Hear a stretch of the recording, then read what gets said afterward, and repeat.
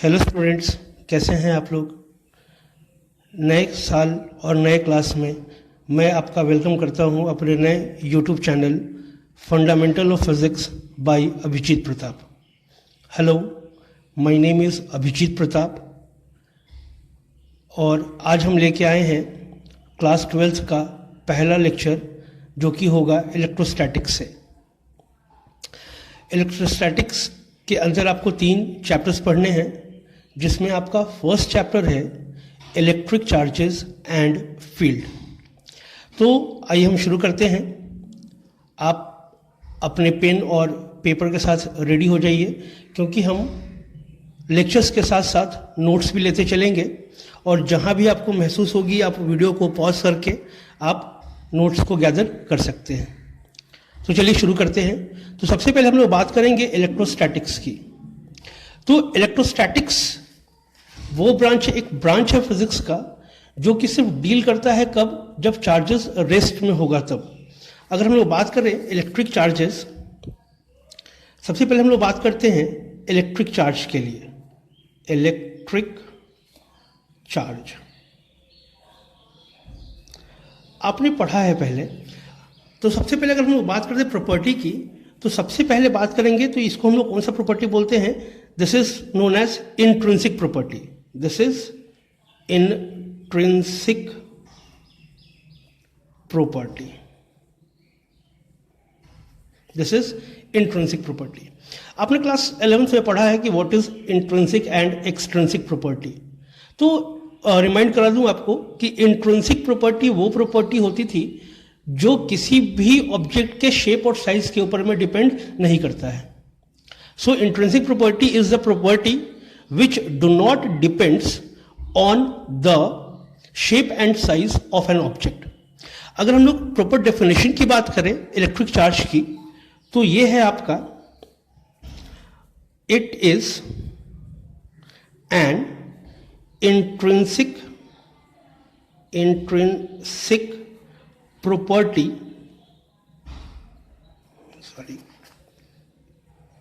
property of matter, intrinsic property of matter which produces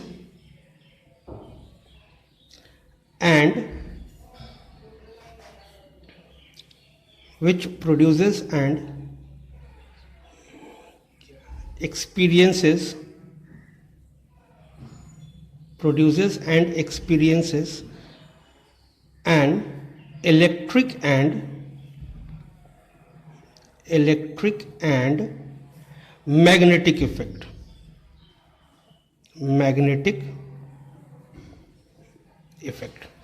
तो अगर हम लोग डेफिनेशन की बात करेंगे तो ये है आपका, it is an intrinsic property of matter which produces and experiences an electric and magnetic effect.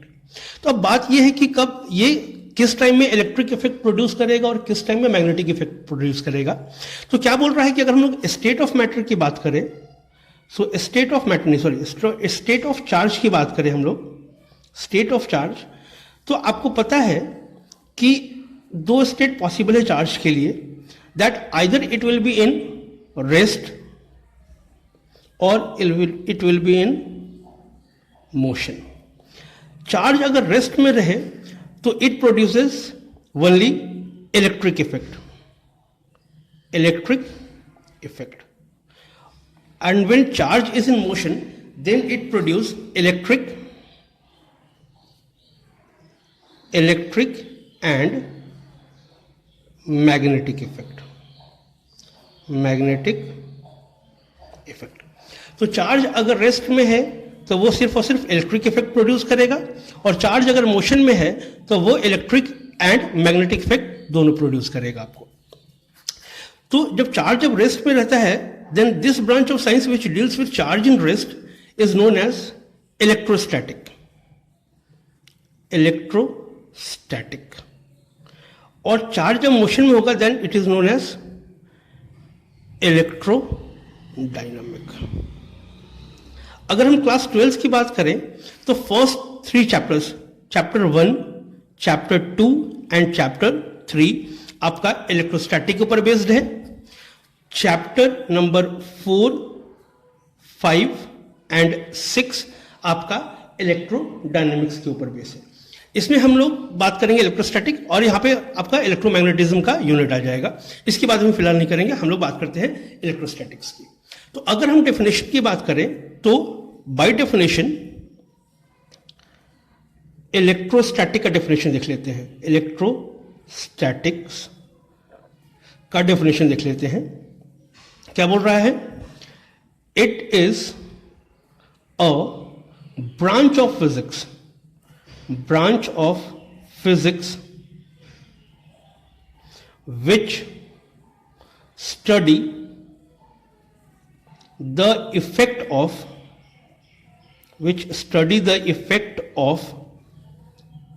charges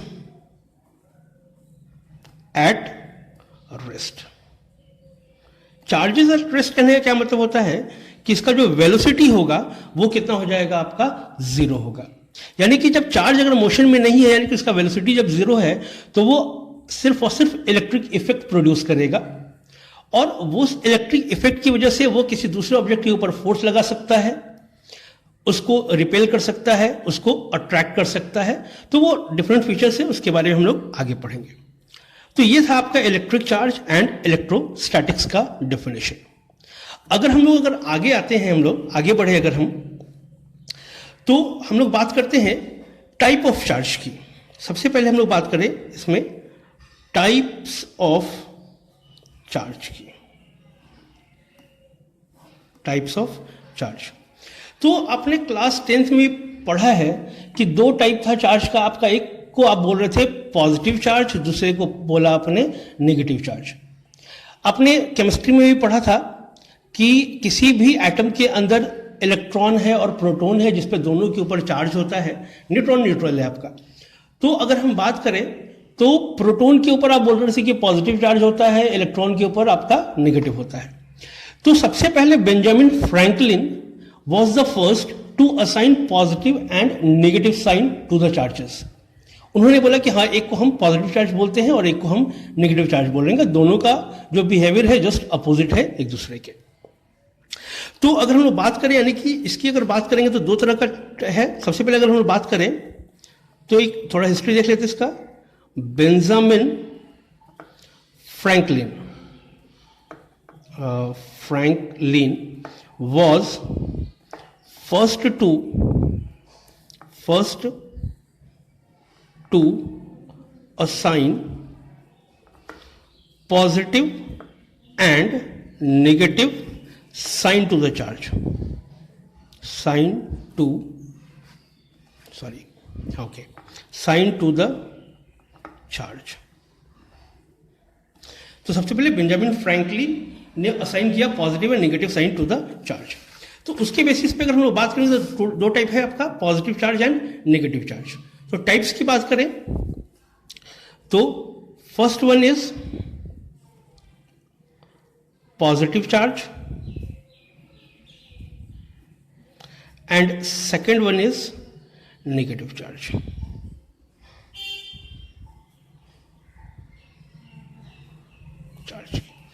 तो कोई भी बॉडी सिर्फ दो कंडीशन में होगा, या आपका या तो फिर चार्ज्ड में होगा या फिर अनचार्ज्ड होगा।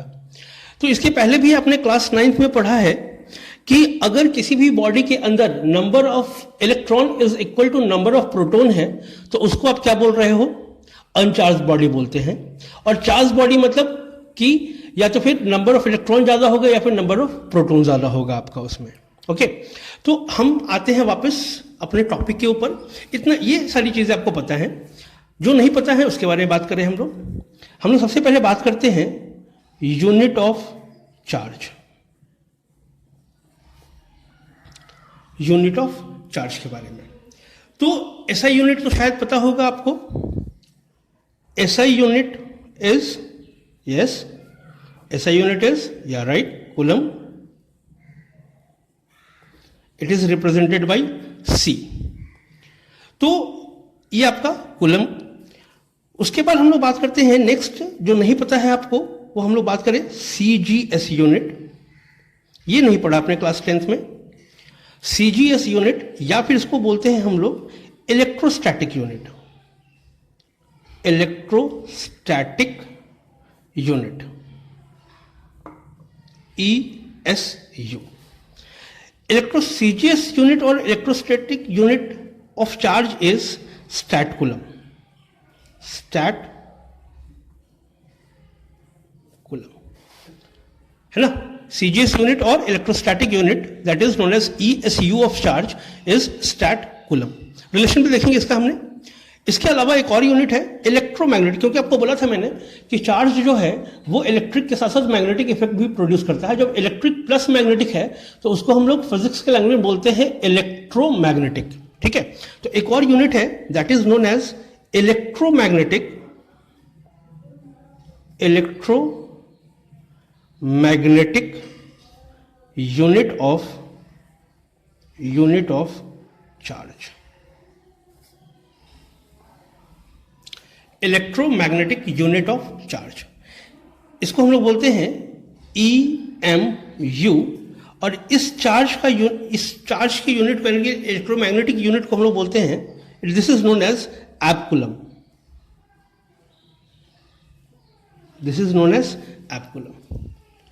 अब हम लोग बात करते हैं, रिलेशन देखते हैं SI यूनिट, CGS यानी कि ESU और EMU में। So next topic is your relation between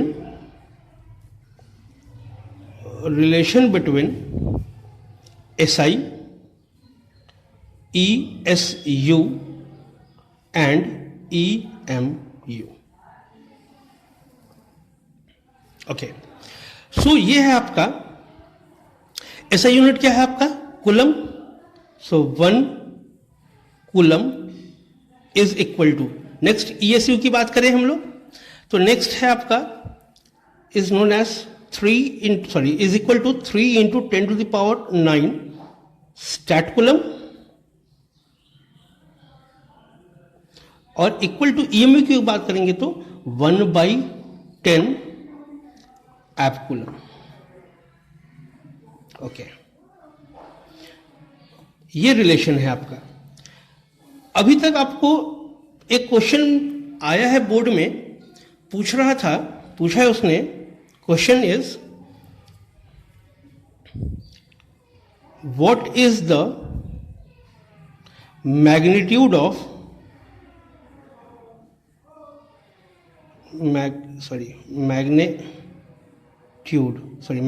magnitude of 1 ESU। Options थे, ऑप्शंस की बात कर लेते हैं हम लोग। तो ऑप्शंस थे,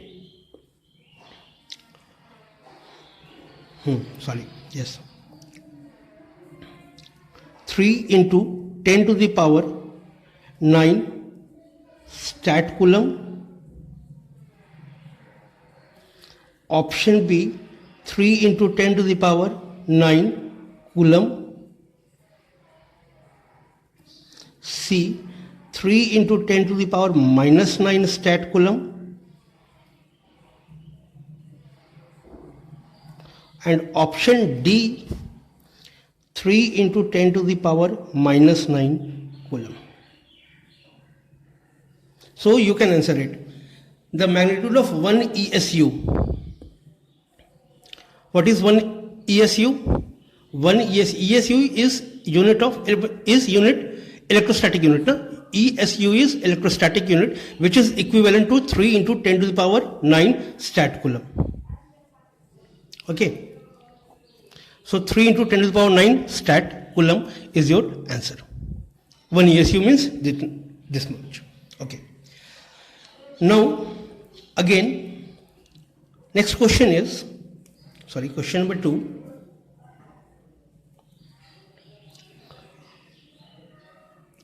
One ab coulomb is equal to, options हैं, प्लीज आंसर कीजिएगा। A 10 coulomb, B 1 coulomb, C 100 coulomb and D 1/10 coulomb. So answer कीजिए, इसको पॉज कीजिए वीडियो, आंसर कीजिए। Okay, so 1 ab coulomb is equal to, see here, 1 ab coulomb means 1/10 ab coulomb is equal to 1 coulomb.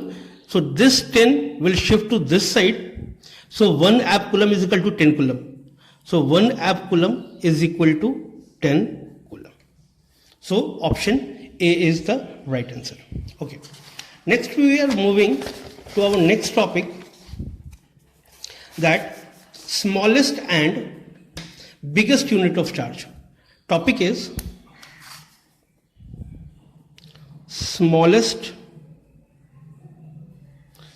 and biggest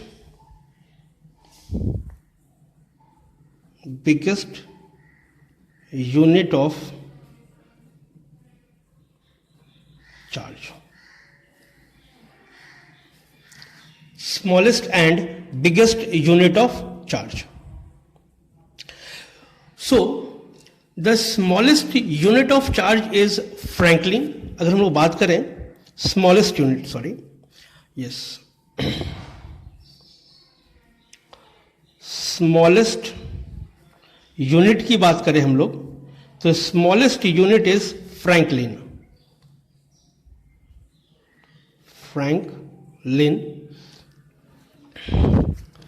And the biggest unit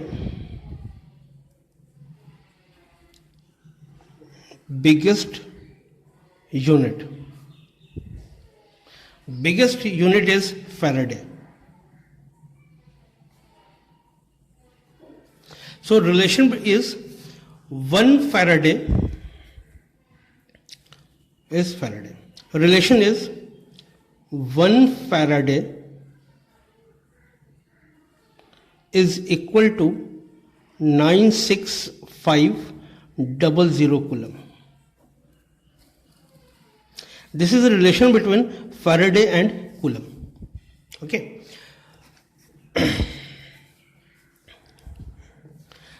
So we are moving to the next section. Unit हो गया. अब हम लोग बात करते हैं dimension की, dimension of charge.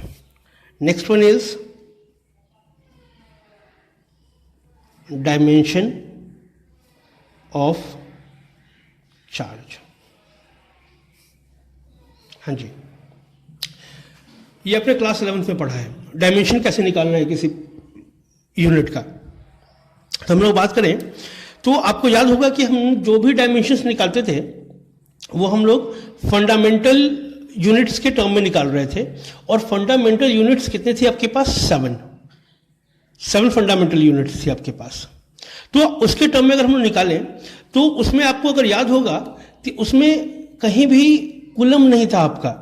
ऐसा यूनिट कुलम है और उस 7 फंडामेंटल के लिस्ट में कुलम नहीं था. It means coulomb is a derived unit. सबसे पहले अगर हम लोग बात करें डायमेंशन उसके पे, तो डिराइव्ड यूनिट है तो आपको डायमेंशन निकालना पड़ेगा उसके टर्म में. तो आपको अगर याद हो तो हम लोग बात करते थे क्या, करंट इज इक्वल टू क्या था फॉर्मूला आपका? Charge upon time. Okay, charge upon time. अब हमको चार्ज का निकालना है.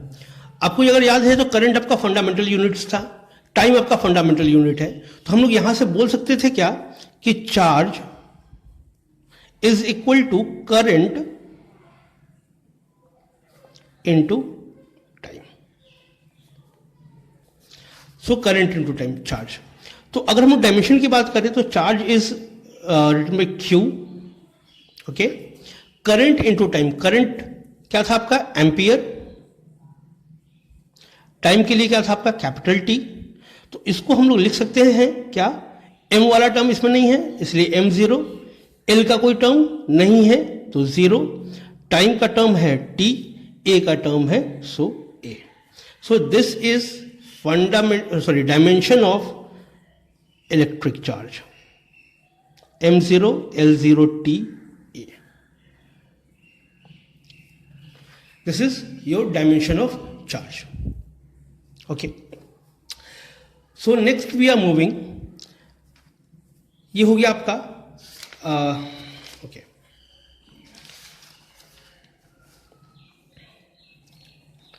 नाउ क्वेश्चन है, next question,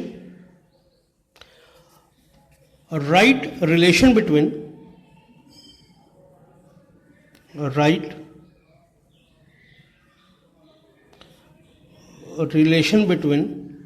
ESU and EMU of charge. Write a relation between ESU and EMU of charge. हाँ जी, कीजिए, वीडियो पॉज कर लीजिए, कीजिए। कर लिया, ठीक है। चलिए देखिए, अगर हम वापस अगर रिलेशन से अगर आए तो वहां पे आपने लिखा है that 1 coulomb is equal to 3 into 10⁹ stat coulomb is equal to 1/10 ab coulomb. हाँ जी, अब आपको किसके किस बीच में रिलेशन निकालना है? ESU एंड EMU के बारे में बात कर रहे हैं। ESU मतलब कौन सा था आपका? Stat coulomb. EMU मतलब क्या था आपका? App coulomb. यानी कि आपको स्टैट कूलम और एप कूलम के बीच का रिलेशन चाहिए आपको, है ना? तो अगर हम लोग इस 10 को अगर इधर अगर आके मल्टीप्लाई करें, देन दिस विल बिकम, यानी कि हमको ये दो के बीच का रिलेशन फाइंड आउट करना है। तो अगर हम लोग 10 को अगर इधर लेके अगर मल्टीप्लाई करें तो क्या हो जाएगा आपका ये टर्म? 3 इंटू 10⁹ इंटू 10, ये 10 इधर आके मल्टीप्लाई किया, stat coulomb is equal to 1 ab coulomb. Relation आया आपका ये। अब देखिए 10⁹ इंटू 10, इसको अगर स्टैंडर्ड फॉर्म में लिखें so it will be 3 into 10⁻10 stat coulomb is equal to 1 ab coulomb.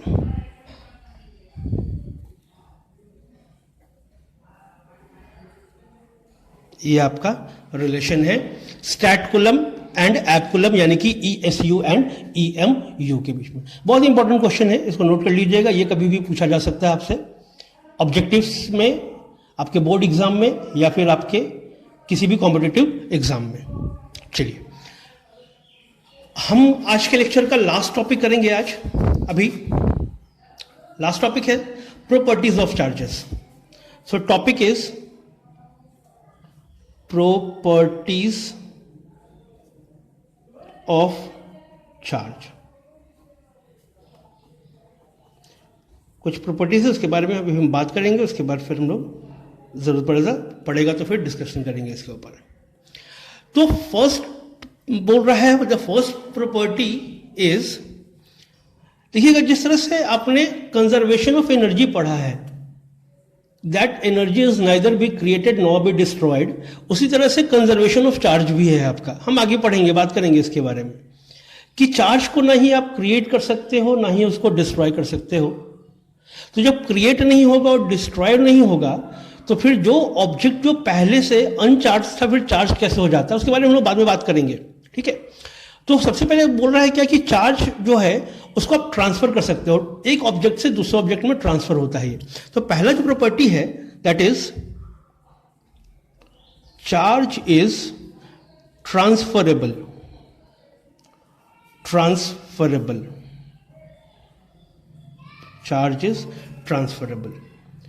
Now जो सेकंड जो है आपका कि चार्ज जब भी होगा वो एसोसिएटेड होगा मास के साथ।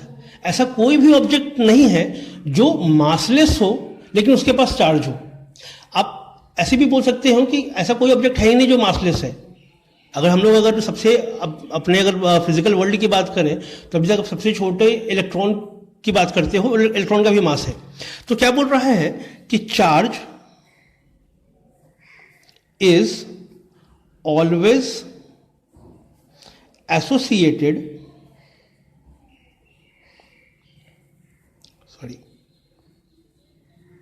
always associated with mass।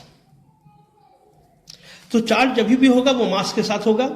बिना मास के चार्ज पॉसिबल नहीं है, क्योंकि अगर ऑब्जेक्ट के अंदर, कोई भी ऑब्जेक्ट के अंदर अगर चार्ज है, मीन्स उसके अंदर इलेक्ट्रॉन या फिर प्रोटॉन प्रेजेंट है, और अगर इलेक्ट्रॉन और प्रोटॉन अगर प्रेजेंट है तो उसका कुछ ना कुछ मास होगा ही होगा, पहला चीज। उसके बाद फिर हम लोग थर्ड जो बात करेंगे, चार्ज इज कंजर्व्ड। चार्ज आपका कंजर्व होता है, ये किसी भी, मतलब इसको आप नहीं क्रिएट कर सकते हो, नहीं आप इसको डिस्ट्रॉय कर सकते हो, ये सिर्फ और सिर्फ एक ऑब्जेक्ट से दूसरे ऑब्जेक्ट के बीच में ट्रांसफर होगा, है ना। Charge is conserved and it is transferable. इसी की वजह से आपका कोई भी ये जो है वो चार्ज होता है। उसके बाद फिर क्या बोल रहे हैं हम लोग, फोर्थ प्रॉपर्टी की बात करें, that is invariance of charge. Invariance of charge. Invariance of charge कहने का क्या मतलब है कि चार्ज जो है वो वेलोसिटी के साथ वेरी नहीं करेगा, आपका नॉन वेरिएबल क्वांटिटी है ये। अगर हम लोग बात करें मास, तो अभी तक हमने पढ़ा कि ठीक है मास कांस्टेंट होता है, बट एक्चुअली ऐसा होता नहीं है कि अगर हम लोग मास की बात करते हैं तो कांस्टेंट क्वांटिटी नहीं है वो। जब हम किसी भी ऑब्जेक्ट का वेलोसिटी अगर बहुत तेज कर देते हैं तो उसका ऑब्जेक्ट का मास भी क्या होता है, चेंज होने लगता है, बढ़ने लगता है धीरे धीरे। बट ऑब्जेक्ट का चार्ज जो है वो हमेशा क्या होगा, कांस्टेंट होगा विथ रिस्पेक्ट टू वेलोसिटी। कि वेलोसिटी को आप कम कर लीजिए, ज्यादा कर लीजिए, चार्ज के ऊपर कोई फर्क नहीं पड़ेगा। कि चार्ज अगर रेस्ट में है तभी भी उतना ही वैल्यू होगा उसका, चार्ज अगर मोशन में है तभी भी उसका उतना ही वैल्यू होगा, उसमें कोई फर्क नहीं पड़ेगा आपका। तो अगर हम लोग इसकी बात करें, invariance of charge, it means the numerical value of charge do not vary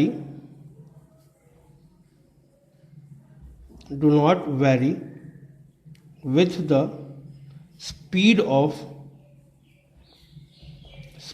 of an object। मास का क्या वेरिएंस है उसके बारे में बाद में बात करेंगे हम लोग, कि मास कैसे इंक्रीज करता है या फिर डिक्रीज करता है। बट आपका जो चार्ज जो होगा वो क्या है, आपका कांस्टेंट है, ऑब्जेक्ट के वेलोसिटी से उसका कोई लेना देना नहीं है, वो ऑलवेज क्या रहेगा, आपका कांस्टेंट रहेगा। ठीक है। नेक्स्ट हम लोग बात करते हैं कि आपका चार्ज जो है अपने अराउंड, पूरा इसे यही पढ़ना ही है हमको, चार्ज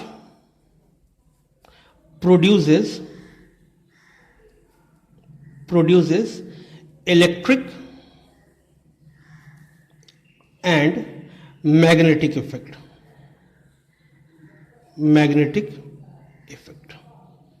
हमने पहले से बात किया था, इलेक्ट्रिक इफेक्ट कब प्रोड्यूस करेगा, जब इसका वेलोसिटी क्या होगा, आपका जीरो होगा।